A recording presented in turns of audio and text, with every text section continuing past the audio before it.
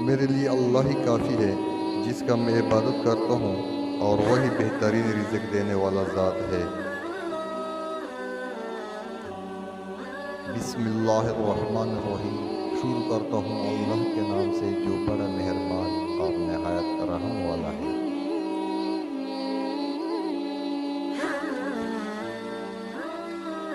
تحقیقی و تجزیاتی مطالعہ۔ عید الاضحیٰ کی قربانی کو رسول اللہ صلی اللہ علیہ وسلم نے دین میں ایک سنت کے طور پر اپنے ماننے والوں میں جاری فرمایا ہے۔ تب کا تو صحابہ سے آج تک یہ مسلمانوں کے ہاں ان کی اجتماع اور عملی تواتر سے ثابت ہے۔ تاہم اس عبادت سے متعلق بعض مسائل علماء و فقہا کے مابین قرن اول سے مختلف رہے ہیں۔ انہیں میں ایک مسئلہ قربانی کا ارادہ رکھنے والے کے لیے ذوالحجہ کا چاند نظر آ جانے کے بعد سے قربانی کرنے تک اپنے جسم کے کسی بھی حصے کے بال کاٹنے اور ناخن تراشنے کی ممنوعات سے متعلق ہے۔ بعض فقہا ان دونوں افعال کو حرام قرار دیتے ہیں۔ دوسرے رائے کے مطابق یہ حرام نہیں ہے بلکہ مکروہ ہے، جبکہ تیسرے نقطہ نظر کے مطابق یہ حکم دین میں ثابت نہیں ہے۔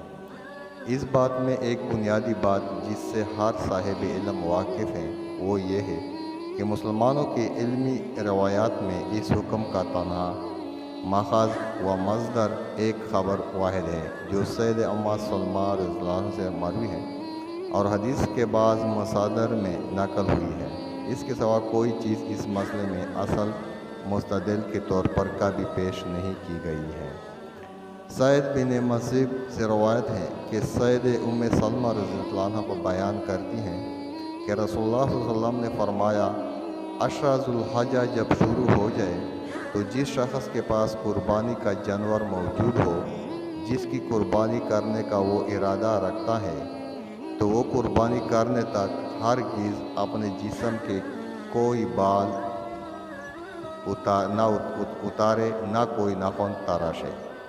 سعید بن مسیب ام سلمہ رضی اللہ عنہ سے روایت کرتے ہیں کہ نبی صلی اللہ علیہ وسلم نے فرمایا، تم جب ذوالحجہ کا چاند دیکھو اور تم میں سے کوئی شخص قربانی کا ارادہ رکھتا ہو تو اسے چاہیے کہ اپنے بالوں اور ناخنوں کو کاٹنے سے باز رہے۔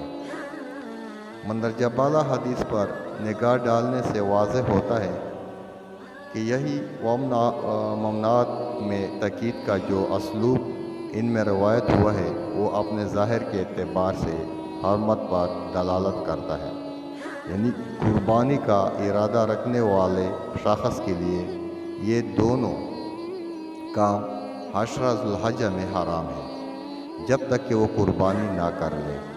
اسی طرح بعض ترک میں موقد امر کا جو اسلوب نقل ہوا ہے وہ اس حکم کی وجوب کا تقاضا کرتا ہے، یعنی اس عرصے میں ان دونوں پابندیوں کا خیال رکھنا قربانی کرنے والے پر واجب ہے۔ ہم قرآن مجید کے بعض احکام سے بآسانی سمجھ سکتے ہیں جن میں کم و بیش یہی اسلوب کلام پایا جاتا ہے اور جن سے اصحاب علم حرمت یا وجوب یہی کا حکم اخذ کرتے ہیں۔ اس حوالے سے دو مثالیں پیش خدمت ہیں۔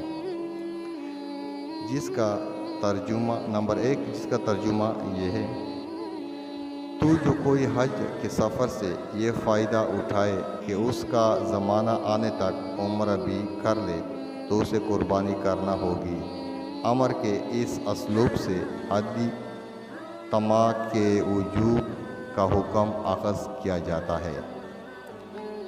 نمبر 2 میں ہے جس کا ترجمہ یہ ہے، سو ان مہینوں میں جو شخص بھی احرام باندھ کر حج کا ارادہ کر لے اسے پیر حج کے اس زمانے میں نہ کوئی شہود کی بات کرنی ہے، نہ خدا کی نافرمانی کی اور نہ لڑائی جھگڑے کی کوئی بات اسے سرزد ہونی چاہیے۔ شکریہ۔ اگر آپ لوگوں کو یہ ویڈیو پسند آئی تو پلیز اس کو سبسکرائب، لائک اور شیئر ضرور کریں اور اپنے رائے کو ضرور ہمیں آگاہ کرے، اپنے رائے سے ہمیں ضرور آگاہ کرے، ضرور کامنٹس کرے۔ تھینک یو، شکریہ۔